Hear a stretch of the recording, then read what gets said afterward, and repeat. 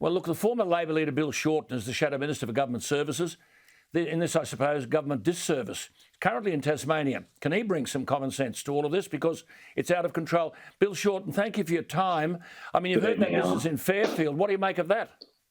Well, history repeats. What amazes me is that Premier Berejiklian, she held herself out to be the gold standard, but the New South Wales and federal officials are acting as if this is the first case of COVID in Australia. We went through 112 days of continuous lockdown in Victoria, and there were mistakes made there. But the point is, why didn't anyone in New South Wales have a look? I mean, you have a surge workforce available. If you're going to tell people to get tested, have testers available. If you're going to tell people they can't leave an area, have very clear rules. This is not new.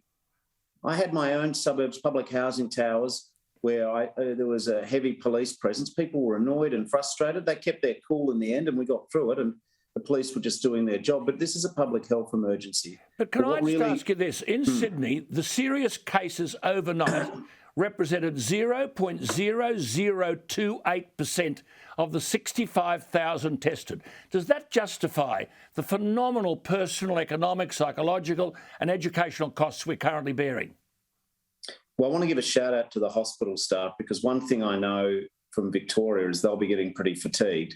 I do understand there are people in intensive care, and I understand there are people on ventilators. So whilst, for a lot of people that haven't got it, when you do get it, it can be very serious. But what you're going to is, I think, a complacent reaction by the New South Wales government. They weren't prepared for this. In my opinion, if you have to have a lockdown, it should be short and sharp. The sooner you do it, the sooner you can get out of it. But there's a bigger issue here, in my opinion.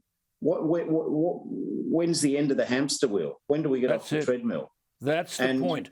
And what must Victorians be thinking? When they went into lockdown in May, Josh Frydenberg unveiled this JobKeeper 2, $500 for full-time workers, $325 for part-timers, but now for New South Wales it's $600 for full-time and $375 for part-time, with the Victorian people living on the wrong side of the Murray.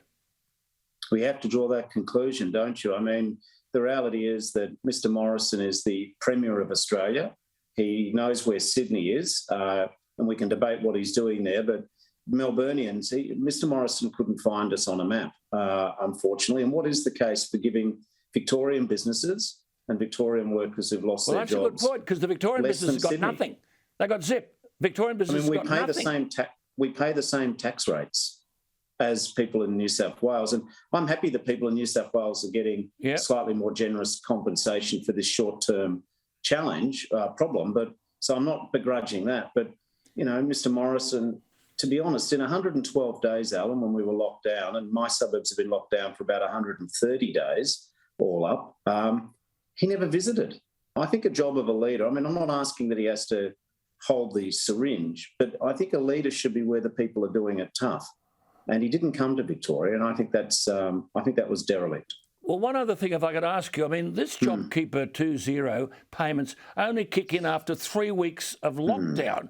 I mean, people are on their knees. This stuff doesn't come in until week 4. Do business and individuals know this, do you reckon? No, they don't. And I think the funny thing about government, and this would be an interesting meeting of minds for you and me, Alan, but I think we can both agree that Mr Morrison and government's better at collecting the money than distributing it. And I think this is wrong. And we've got simple systems. I mean, we had the robo-debt crisis where the government set the debt police and the process servers after people who owe the government money. Well, people need cash flow now. It's getting it through the paperwork and the red tape. I bet there'll be people right now watching this show who say, Alan, we're not going to bother asking for the legitimate support because the red tape just puts us off. And that's absolutely right, Bill Shorten, that's absolutely right, and they're already saying that. See, the Federal Treasurer says, this is helping business when they need it most. What? At the beginning of the 4th week?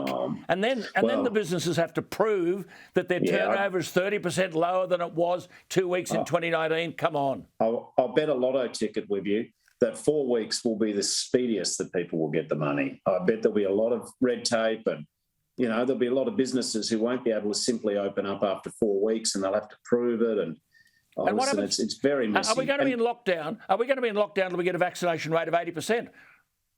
Well, I do think the government needs to provide some hope. And let me draw your attention to an unlikely perhaps co-counsel with you for some of how we get out of this, Dan Andrews.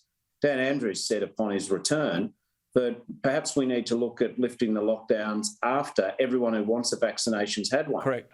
And, I think that I do support trying to get the vaccines out. I think the Morrison government's been complacent about the quarantine. I mean, it's as if they made a first good innings in the test match, but now they haven't tried. They're not trying, but they've sort of rested on their laurels, and now they're up for the second innings. So just a quick one, Bill. Paying the price. Just a quick one. Everyone thought you were going to be the Prime Minister. If you were the Prime Minister today, what would be the first thing you would do? Give people hope. Build quarantine facilities, special quarantine facilities in every state, because that's where it's coming from overseas. Don't ask the hotels to do the heavy lifting.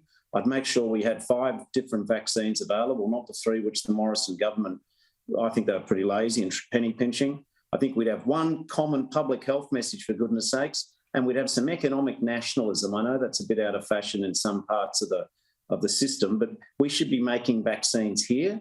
We're smart enough. We've got the people to do it. So that's it. There's a quaddie there.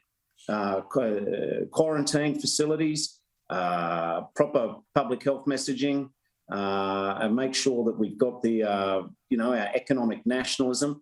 We do all those things that I've mentioned, but fundamentally, we need to give people hope. Alan, you've been a sporting enthusiast for a long time. How on earth can a team win a match when we don't know where the finishing line is? That's a good point. Good point. Good to talk to you. Enjoy. Thank you. Enjoy Bernie. Enjoy Tasmania. That's enough. No comment. There he is, Bill Shorten. Email me what you think. Alan@skynews.com.au or the text line 0414 000 848.